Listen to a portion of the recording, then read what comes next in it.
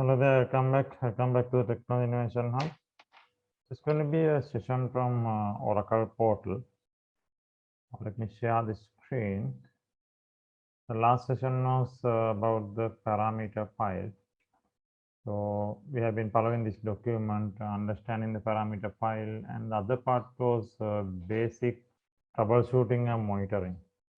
So we just completed this parameter file part. So let's continue to our monitoring, right? That is with Alert.log and trace files. Actually, the monitoring is very important.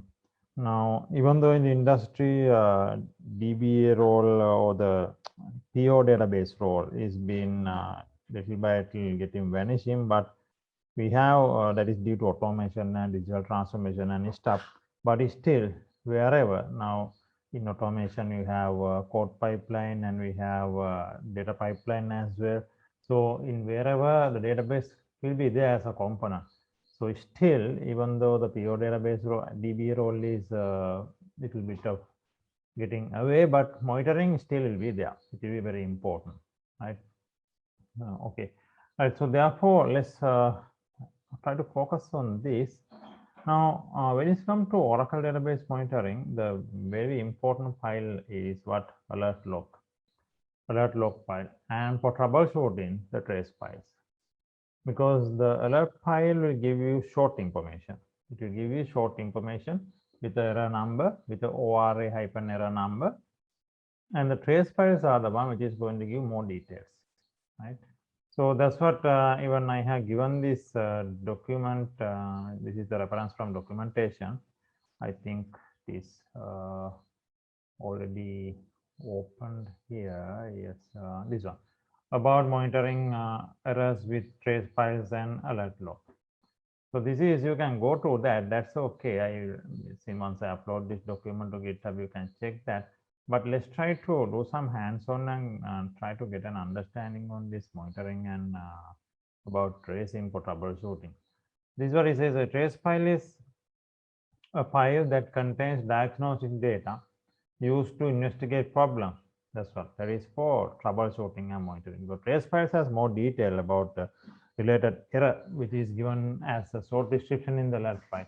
And Alert.log is that provides a chronological, because it goes up with the time. The file will keep on growing, appending with the current activities. Because in the alert file, not only the errors are there, even every detail will be logged to the alert file in Oracle database. This is, we are talking about the main log file.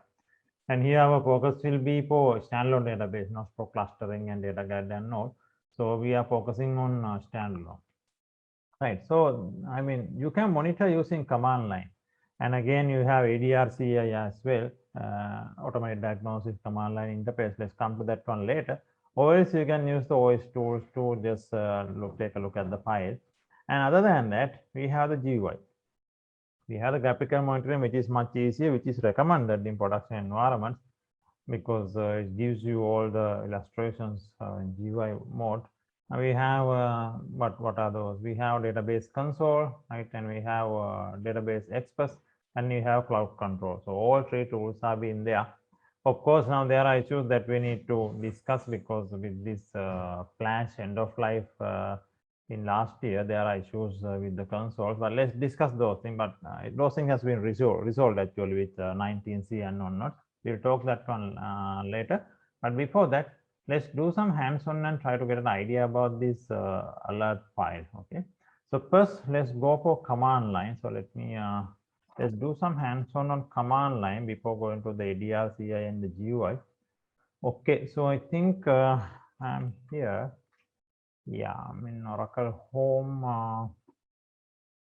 Yes, I think the alert file is already. We take a look. We want to get to look at the alert file. Yeah, alert file is in this location. I am already there. U-Not1 app Oracle DIAG RDBMS database name, again database name and the trace. So this is the default way that Oracle locates the alert file. So we need to understand what is this diagnostic directed. This is the Oracle monitoring mechanism. After 11G onwards, they introduce a total separate directory structure for monitoring. We'll come to that in more detail. For the time being, we'll try to get an idea about the behavior of the alert file. Okay, so this, if I just say ls minus l, al, so this is how the alert file is. The naming convention, there's a naming convention like for the parameter file. The standard naming convention will be alert underscore database name dot log. So that's the way. The file will keep growing, so you need to make sure you are maintaining the file. You can delete it by backing up the file at any time, so it will recreate. That's not an issue. So I'm in 19C database. Yeah, okay. So that is the, let's put a tail to that. Anyway, if you want, you can take a look at that alert file, vi alert. So currently these are the contents. You can look for any error is there. So you can just say error. Yeah, there is error. So you can see, yeah, error likewise. So you can see OR error is there, right? So that is a short description. We need to look at, there's a trace file as well, right? This is the trace file. Yeah, but anyway, let's generate error and see how these things are going to work. Let's do some practical to generate an error, and after that, let's see. But if you want to look at the trace files, right? So here we have many trace files. You can see now we just I just showed the alert file earlier, no, but you have in the same directory, these are trace files, trc, all trace files. And other than that, we have something called trace mapping file, trm file, right? So that is, I mean, per error, there can be many trace files. So the trace map will tell you how to look at those files in order. So anyway, let's discuss those things later. So trc, trm, alert files, all are for troubleshooting. And you can see there's a particular format for the trace file, right? Again, the naming for the trace file, it goes in this way.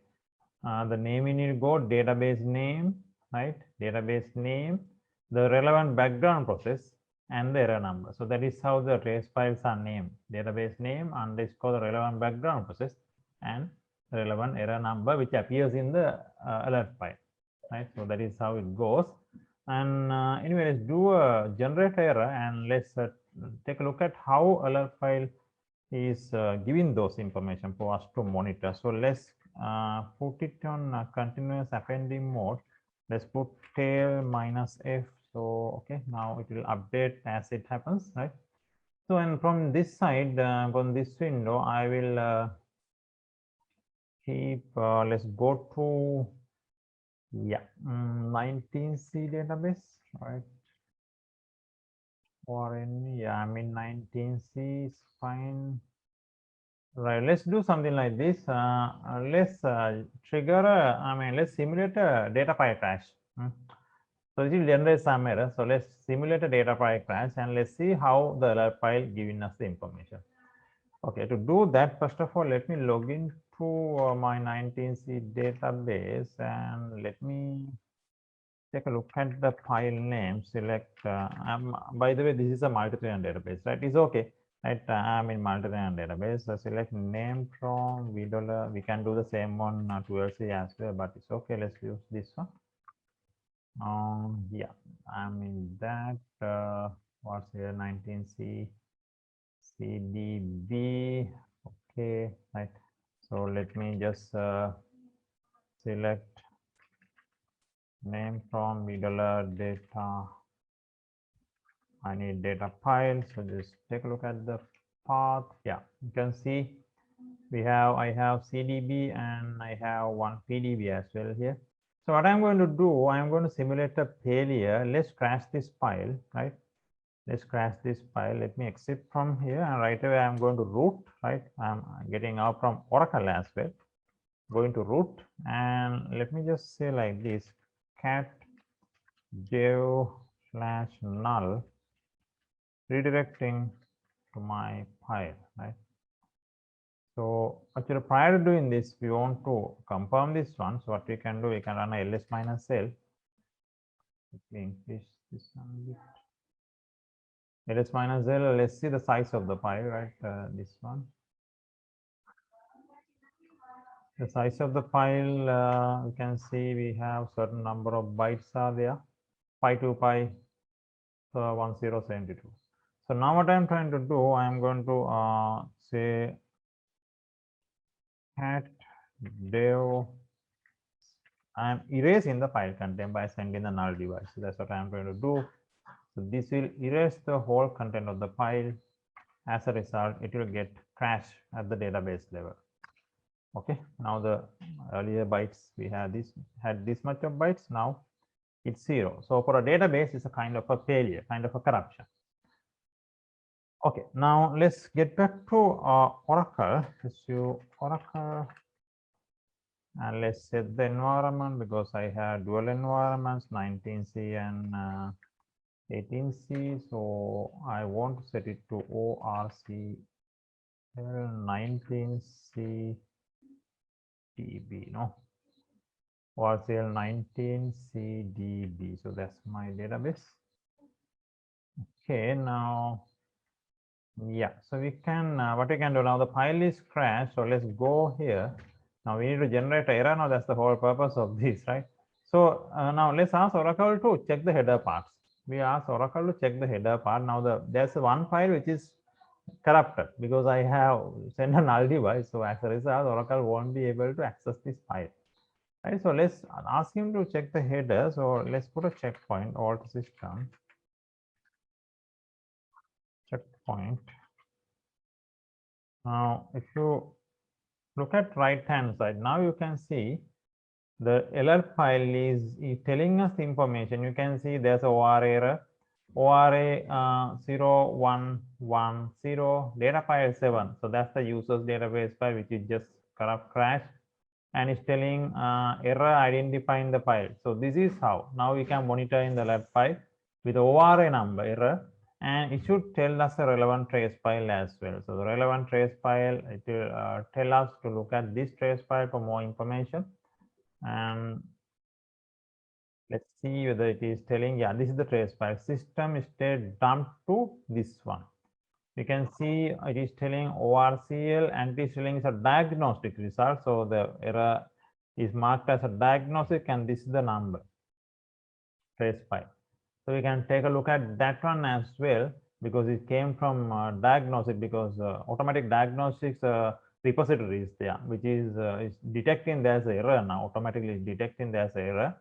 And it almost has given us the information. So we can take a look at the trace file. So this is a short description actually. This is a short description.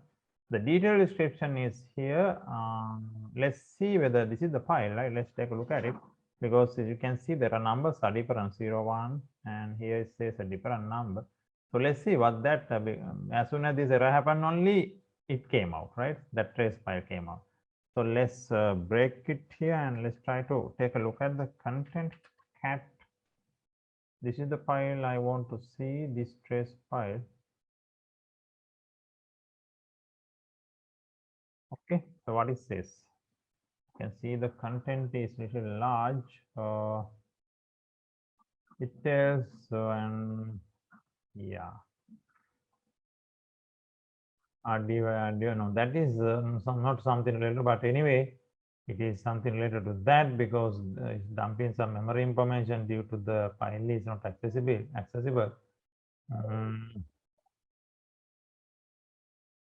Yeah, we can search there, but it's okay if you go up, right? So let that error to be there. Let that error to be there, right? Anyway, let's now further we'll continue our practical. So for the time being, now we saw the alert file set the message tail minus f. It gave us the message that there is error in the file. You saw the message OR error earlier.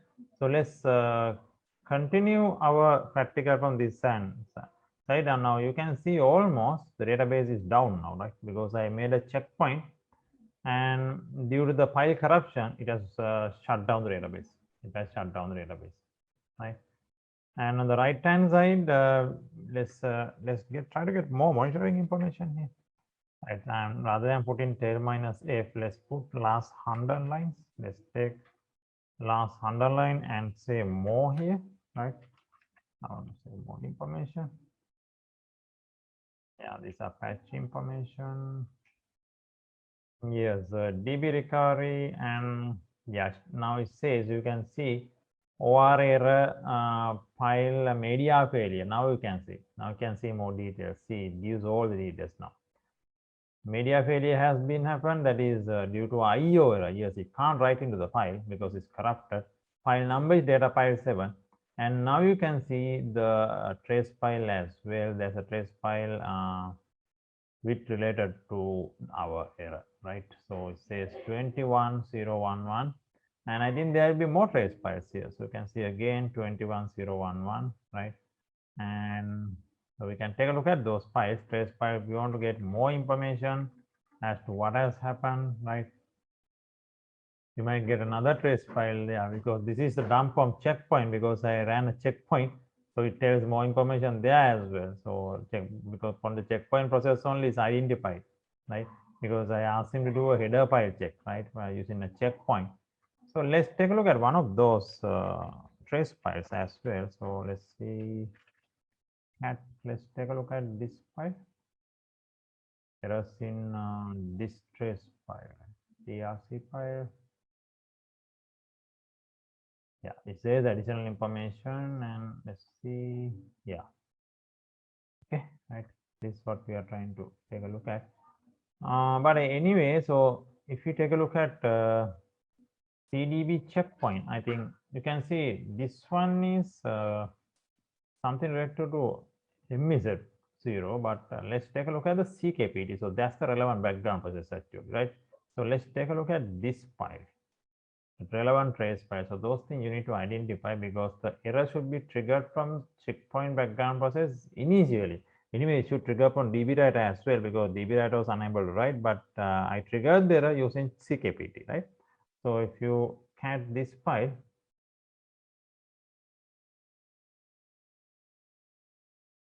not copy, now what? Yes, VI that file, I need that one.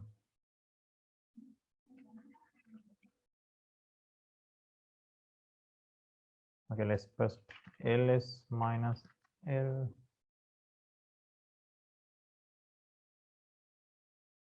Where is that file? This one. Or trace file, errors in the trace file, CKPT. Okay, right, let's take that. ls minus l, CKPT. Yeah, so what is the number? Number is 2, not this one. Look at that. There is underscore, right? So yeah. So that's the file. So now let's vi this one. Wrong. So anyway, so this is the trace file that we want to take a look at. And if you go down, you can see it gives us more detail related to the error and more details. Found error, you can see dumping, detected background process failure, you can see detected background process failure, and it says IO error, I can't write this particular block because you know it's a header part is corrupted, so it can't access, because when Oracle data write to the file, it's writing to the, it's using blocks to write, so that's the minimum data transfer unit.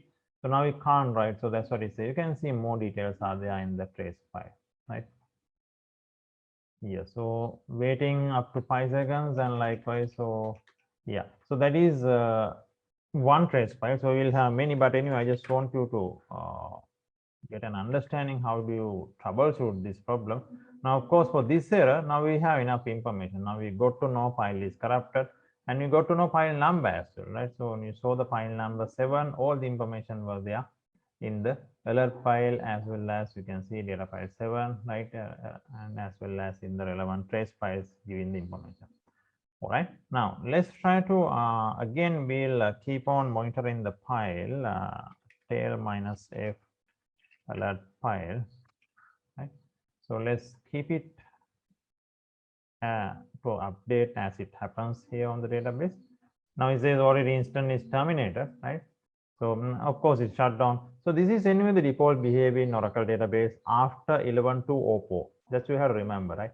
Because if your database is prior to 11.2.04, If you are running the database in archive.log mode, just because of 1 dbf file crash became not accessible, whole database won't shut down. Rather, it will put that file to recover mode and let the rest of the database to up and running.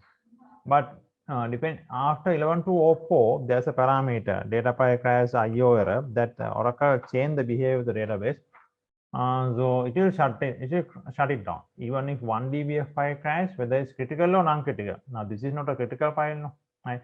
Earlier it happened with a critical file crash. Critical means system or undo, right? But this is a normal file.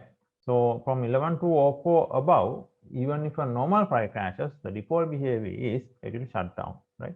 You can, if you want to revert back to the old behavior, that is without shutting down, let the database to run just because of 1 dbf file crash, you don't want to shut it down, then you need to modify that hidden parameter, data file crash, IO error. So let's learn those things later. But anyway, let's try to recover this error now.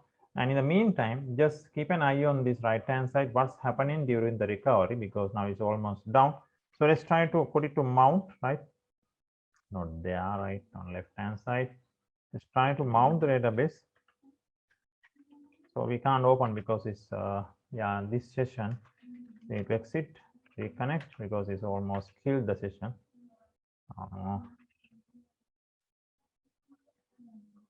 It's starting up anyway, and the startup doesn't matter. It will mount it and it will stop. Nothing will happen. It will mount it and it will give the error. So that's okay, right? So you can again see the error now, right? ORA error, file number 7. So this is monitoring and troubleshooting, unable to read the header, right? So again, you can look at the trace file. There's another trace file this time, so it's okay. So now you got the understanding. So, and here also it says ORA error, right? And but if you find this practical, make sure you have an RMAN backup prior to this. And I think I have a backup. So let's try to recover this one. Even from here I can recover, or let's jump into RMAN. By the way, we can take a look at the status of the file. So select status from $data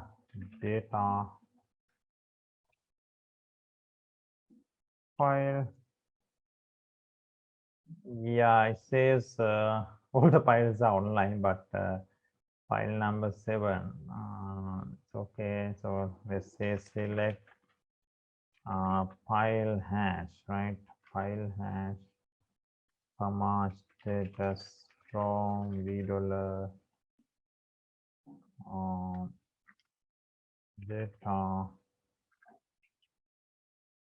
file. So even though it says, because I think this is a multi-tenant database, right? So I'm looking at the VLO data pipe, right? And let me check describe cdb underscore data underscore files. Yeah, it's not open. No. Anyway, keep those things. I don't want to make many confusions here because database is not open. So it is mounted. So now with this file is not accessible for us. It is quite clear in the alert file. So keep those things because this is not a practical to demonstrate database recovery. I just want to show you error and just to see how this monitoring is happening. So that's the whole objective here. Database recovery will do later. Otherwise, this will keep on dragging more. Right, and again, this is a basic level competency building. So we are on Cp3, right? So let's not get into more recovery, DB recovery here, database recovery here. But anyway, so file is not accessible. So let's database cannot be open. So let's exit from here. Let's go to RMAN target slash. So very simply, if you want, we can just run a list failure command, right? List failure. You know these things because these pages came in 11G. So now you can see it says the failure is one or more data file, non-system data files being corrupted. So that's what, so I can just simply, let's recover this one, recover data file number 7. So that's what I have to do. Number 7 is, can you recover like that? Anyway, you are learning something. So before recovering, we need to restore it, right? So let's run the restore command, restore data file, because we need to have original, a backup copy prior to recovery. Restore data file number 7. So let's restore that. File is restored. So from RMAN backup set, it came, right? Because I have the RMAN backup set. So let's now run the recover command. Recover data file 7. I am using the file number instead of the path. That's okay. So now you can very simply, even within RMAN itself, you can open it. Old database open, right?